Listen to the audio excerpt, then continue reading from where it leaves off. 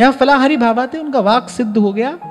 अब जब लोग आने लगे उनके पास, जो असली साधु होगा वो तो भाई घबरा जाएगा संसार की भीड़ अपनी तरफ आती देखकर। हमारे जैसे तो खुश हो जाते हैं, सारी दुनिया को बताते हैं देखो कितनी दुनिया हमारे पीछे चल रही है।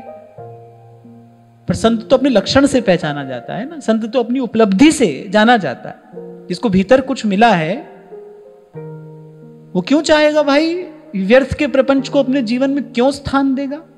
जब भीड़ बढ़ने लगी, जब कोई भी उनके पास में आता, अब संसार तो भाई अपनी कामना वासना लेकर आता है, कोई भी आता वो बस उसके बैठते ही राम रक्षा स्त्रोत का पाठ शुरू कर देते। उनके आसपास जो सेवा करने वाले थे बोले अरे बाबा कोई भी आता है तुम अपना टेप चालू कर देते हो। बोले हम अपना टेप नहीं चलाएंगे तो ये चला देगा। बोले हम अपने टेप में कम से कम सीधी सच्ची बात तो कह रहे हैं कि राम नाम सत्य है, राम का ही नाम सत्य है, राम ही सत्य है। बोले बार बार यही बात तो कह रहे हैं। बोले हम अपनी टेप नहीं चलाएंगे तो ये चला देगा। गिरिराज वाले पंडित श्री गया प्रसाद जी महाराज कभी किसी ग्रंथ की कथा सुन रहे हैं, कभी कभी लीला चिंतन में लगे हैं, कभी लीला दर्शन कर रहे हैं। इस प्रकार निरंतर निरंतर भगवत चिंतन में लगे, निरंतर सत्संग में लगे कि भाई ये जो प्रपंच की वार्ता है ना, इसको जीवन में स्थान न दिया जाए। जो भजनानंदी महात्माओं का जीवन हमने देखा वो एक क्षण भी व्यर्थ जाने ही नहीं दे रहे। व्यर्थ माने वो संसार के चिंतन को प्रवेश ही नहीं करने दे रहे हैं, संसार की बात सुनते ही नहीं। अगर आ ही गए हो यहां तो फिर एक साधक का जीवन व्यतीत करना, प्रयास करना कि भाई आवश्यकता से कम ही हमारा संपर्क रहे फिर संसार से, व्यवहार से। व्यवहार राग द्वेष को उत्पन्न कराने वाला है।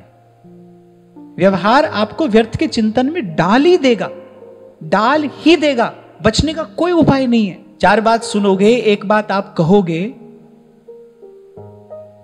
ये सब मन में क्षोभ उत्पन्न करेगा, हलचल पैदा करेगा। इसलिए तो कल आपको कह रहा था भाई कि ज्यादा जल्दी मत करना, पहले हृदय की भूमि को तैयार होने देना। खरोई कठिन है भजन ढिंग ढरिबो। क्या बात संत कह रहे हैं, बोले भजन करना क्या है, तमक सिंदूर मेल माथे पे साहस सिद्ध सती को सो जरिबो। खरोई कठिन है भजन ढिंग ढरिबो। कह तो देते हैं कि अरे अमुक का तो गोपी का सा भाव है, मीरा का सा भाव है। अरे पहले उनका जीवन देखो तो संकोच नहीं होता ये बात कहने में। इसलिए कल मैं कह रहा था कर्तव्य का पालन करना, करते रहना। धर्म से विमुख होकर किसी को भगवान नहीं मिले। और जब तक हमको लगता है ना ठंडा और गर्म, अच्छा और बुरा, जब तक भूख और प्यास लग रही है तब तक इसका मतलब अभी हम शरीर में ही हैं, अभी हमारा देहाध्यास बना हुआ है और देह के धर्म का पालन करते हुए ही आगे बढ़ना चाहिए। क्योंकि तुलसी बाबा ही सूत्र देते हैं कि संसार से विरक्ति किसे होती है। कौन होता है संसार से विरक्त? भेष बदल लेने वाला, देश बदल लेने वाला विरक्त हो जाता है।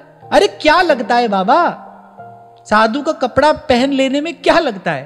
पर कह रहे भेष फकीरी जो करे मन नहीं आवे हाथ, दिल फकीर जो हो रहे साहिब तिनके साथ। अनुभव प्राप्त महापुरुषों की वाणी है, भगवत प्राप्त महापुरुषों के ये शब्द हैं। कौन होता है संसार से विरक्त? धर्म ते बिरती जोगते ज्ञाना, ज्ञान मोक्ष प्रद वेद बखान। धर्म ते विरति, धर्म का पालन करोगे तो धीरे धीरे संसार से विरक्ति होती है, सहज विरक्ति।